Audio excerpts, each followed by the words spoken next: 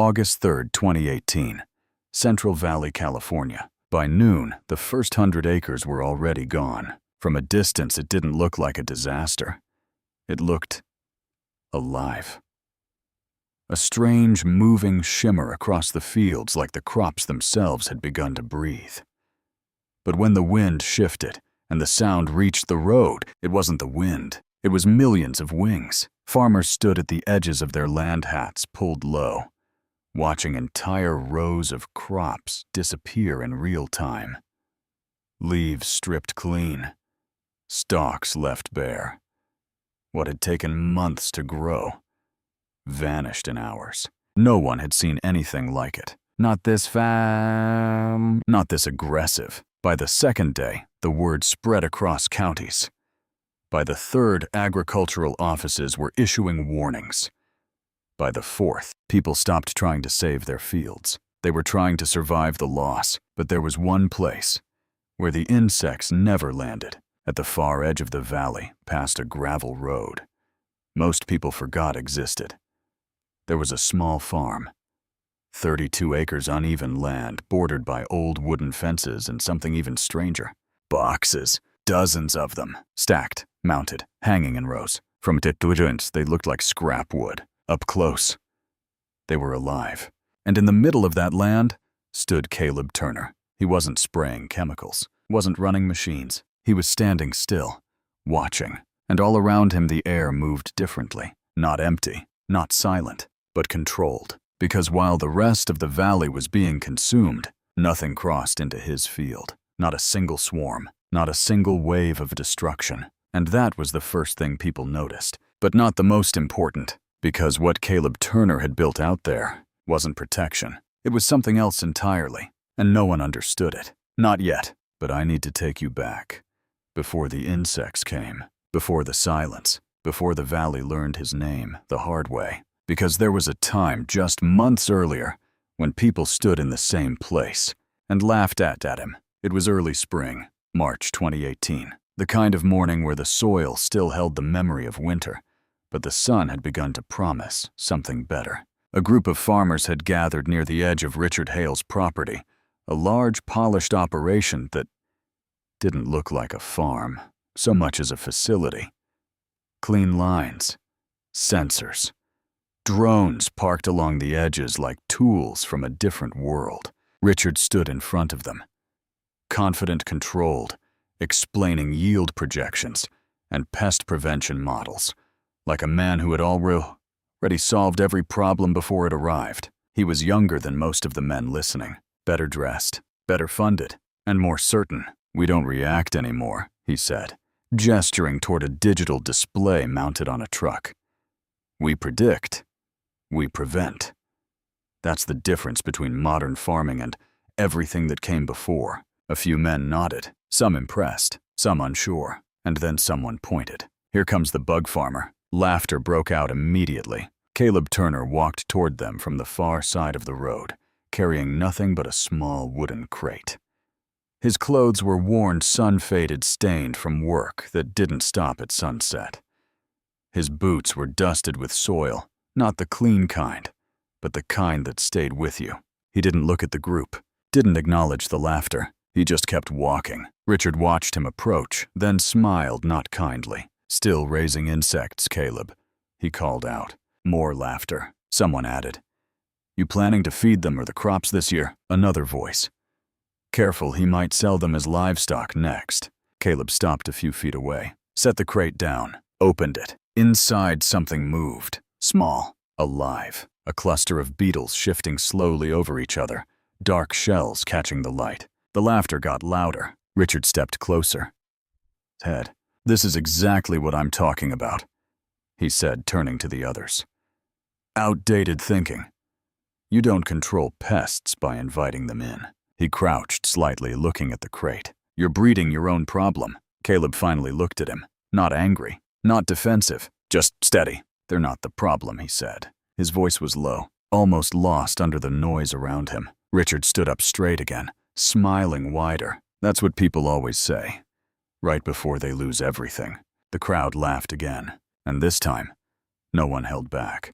"Bug farmer." The word stuck. They followed him as he picked up the crate, as he turned, as he walked back across the road without another word. No argument, no explanation. And somehow, that made it worse, because silence in a moment like that feels like weakness. But there was something nobody there understood. Not Richard, not the men who laughed, not even the ones who had been farming longer than Caleb had been alive. Because this story was never really about bugs. Caleb Turner didn't grow up planning to farm the way he did. In fact, for a long time, he didn't plan to farm at all. He was born in 1984 in a small house that sat on the same land he still worked. Though back then, it didn't look like much. The soil was tired, overworked, treated year after year with chemicals that promised more and gave back less. His father, Thomas Turner, believed in those chemicals, trusted them, relied on them, because for a while, they worked. Yields went up, losses went down, and for a man trying to hold on to land that had already begun to slip away, that felt like control, until it didn't. Caleb was 16 when the first failure came. Not small, not manageable, total. An entire season lost to a pest outbreak that didn't respond to anything they sprayed. They tried stronger formulas, higher doses, new suppliers. Nothing worked. By the time the season ended, the soil was worse than before, and the insects were still there, stronger, more resistant. And that was when his father changed. Not overnight, but slowly. He spoke less, worked more, started questioning things he had once defended without hesitation. "Something's off," he said one night, sitting at the edge of the field, staring at rows that should have been full. "We're fighting harder and losing faster." Caleb didn't have an answer, but he remembered that moment, because it was the first time he saw doubt in a man who had always seemed certain. A few years later, Caleb left, not because he didn't care about the land, but because he wanted to understand what had gone wrong. He studied agricultural biology, worked in a lab, learned about pest cycles, chemical resistance, ecosystem collapse, all the things that made sense on paper. But something never felt complete, because the more he learned about controlling nature, the more it felt like they were missing how to live with it. And when his father died quietly, without ever seeing the land recover, Caleb came back, not with a new product, not with a new machine, but with questions and a different way of looking at what had always been there. He didn't start by planting. He started by watching, by listening, by noticing what still lived, even in soil that had been pushed too far. He built small habitats, wooden boxes, underground chambers, places for insects. Not pests, but predators to live, reproduce, spread. People saw them and laughed. Of course they did, because it looked like he was inviting the very thing everyone else was trying to destroy. But what they didn't see, what no one saw, was the balance forming underneath. Slow, quiet, fragile, but real. And that was the only reason that months later, when something far worse than anything they had prepared for arrived, Caleb Turner didn't have to fight it, because he had already been preparing. For years. By the fourth day of the outbreak, the valley stopped pretending it was under control. The calls started early that morning. Farmers who had never asked for help were asking now. Fields that had been protected with the latest system's AI monitoring, predictive spraying, automated response, were collapsing faster than the older farms ever had. Because this time, the insects didn't behave the way they were supposed to. They didn't follow patterns. They didn't respond to treatment cycles. They didn't even slow down. They adapted. Richard Hale stood in the middle of one of his largest fields, phone pressed to his ear, jaw tight. "Double the application," he said. "I don't care what the limit is, just do it." A pause. Then sharper. "No, that's not possible. We already tested resistance curves." Another pause. And then silence, because deep down, he already knew the numbers were wrong, or maybe they had always been incomplete. Around him, workers moved fast, dragging hoses, adjusting sprayers, loading tanks with stronger mixtures than anyone had approved. The smell of chemicals hung heavy in the air, thick enough to taste. And still, the insects kept coming, wave after wave, unbothered, unstoppable. But there was something else happening too, something quieter, something that didn't show up in reports, At the edge of Caleb Turner's land, the swarm slowed, not stopped, not turned away, just slowed, like something invisible had interrupted its path. A few insects drifted closer to the fence line, hovered, then pulled back, and no one noticed, because no one was looking there. Not yet. By the 6th day, the entire valley had changed. The sound alone was enough to tell you. Not wind, not machinery, but a constant restless hum that never fully disappeared. Farmers stood on their porches at night, staring into fields they couldn't enter anymore. Some had already given up. Some still tried spraying until their tanks ran dry. But none of it mattered, because whatever this was, it wasn't just a pest problem. It was something worse. And that was when people started asking a different question. Not how do we stop it, but why hasn't it touched his land? The first ones to go see were the ones who had laughed the loudest. They drove out just before sunset, dust trailing behind their trucks, expecting to find some trick, some hidden system, something that explained it.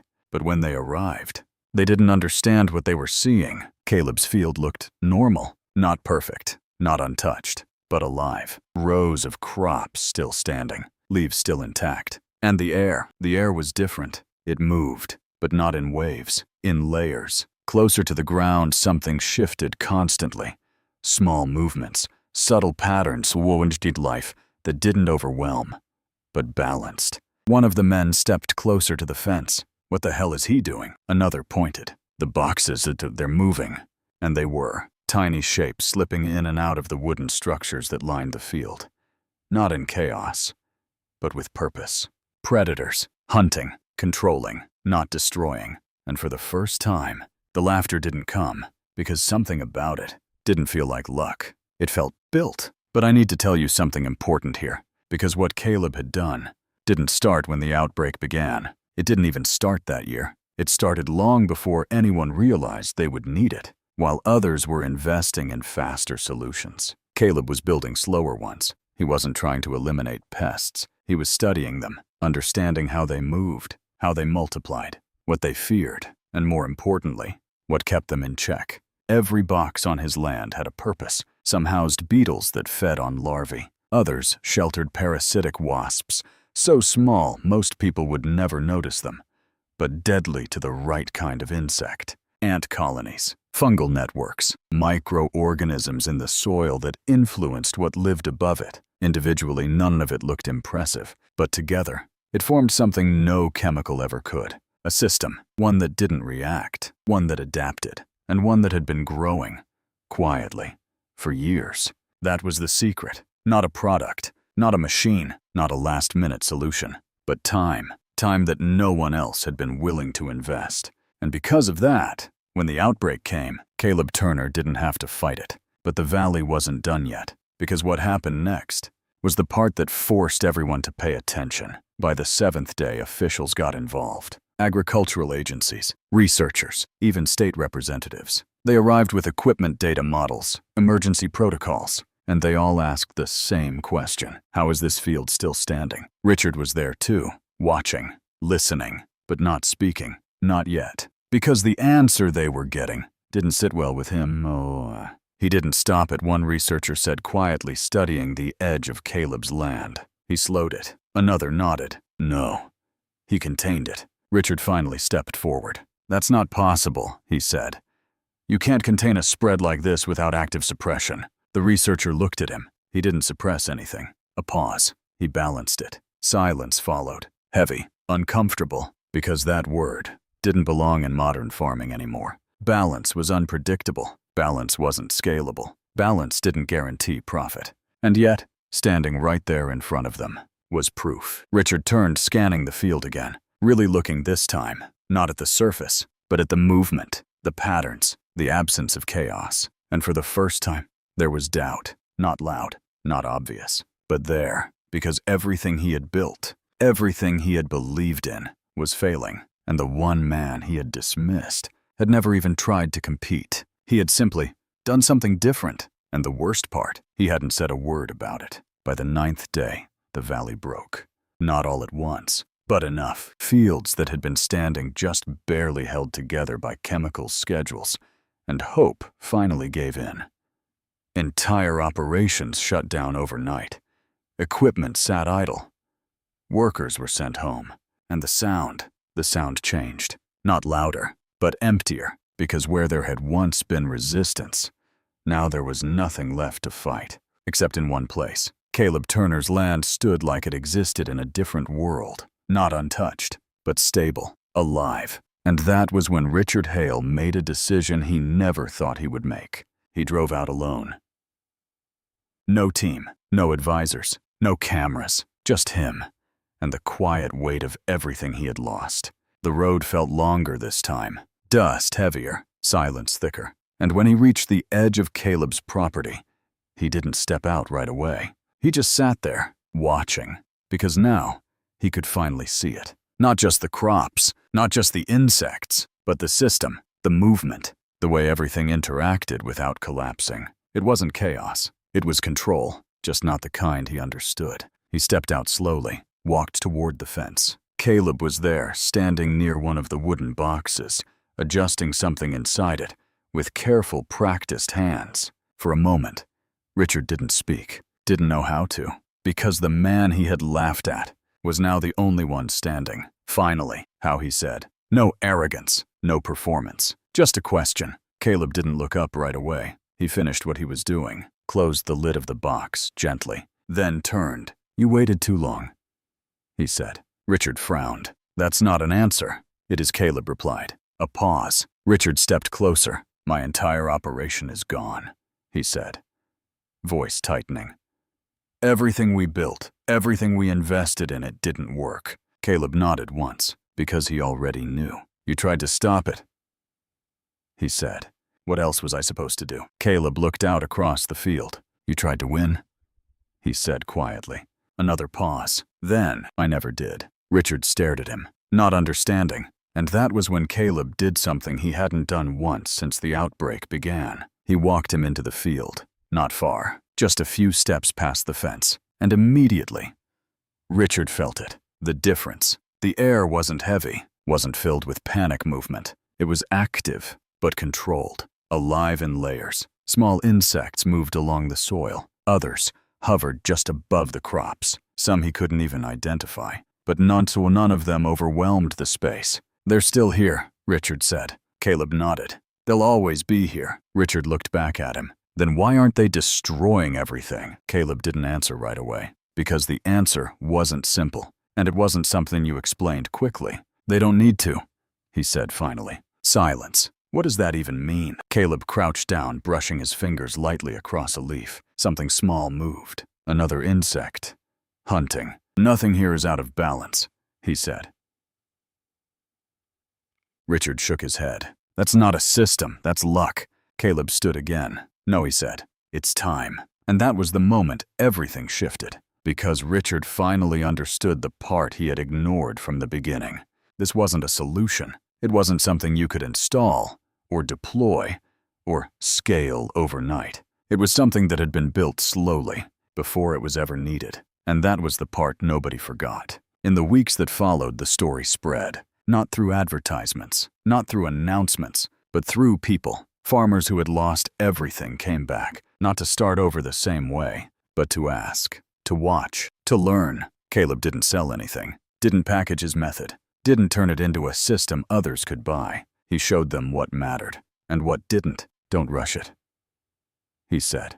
The same words, over and over again. Some listened, some didn't, but the ones who did started to see change. Slow, uncomfortable, uncertain, but real. Richard came back too. Not once, not twice, but again and again. At first just to understand. Later, to rebuild. Not his entire operation. That was gone. But something smaller, something different. And for the first time in years, he stopped trying to control everything, because control had cost him everything. And balance was the only thing left. Months later, reports came out. Studies, analysis, explanations that tried to make sense of what had happened. Some called it ecological recovery. Some called it biological resistance. Some called it luck. But the people who had been there, the ones who saw it with their own eyes, they called it something else. They called it patience, because that was the only thing that separated Caleb Turner from everyone else. He didn't react faster. He didn't fight harder.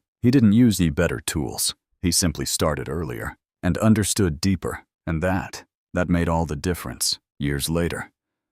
If you drove through that same part of Central Valley, you wouldn't see the disaster anymore. You'd see fields, different ones, some still struggling, some beginning to recover, and one that never really fell apart. Caleb Turner never became famous, never stood on stages, never claimed he had the answer, because he didn't believe in answers like that. He believed in something else, something quieter, something slower, something most people ignored until it was too late. Because this story was never really about bugs. It was about the way people think, the need to dominate, to control, to eliminate anything that threatens what they've built, and the cost of forgetting that you are not separate from the system you depend on. Some men tried to kill the problem. Stronger chemicals, faster responses, more control. And they lost everything. One man let the system live, understood it, worked with it. And when the storm came, he didn't have to fight at all, because the balance was already there. And maybe that's the part worth remembering,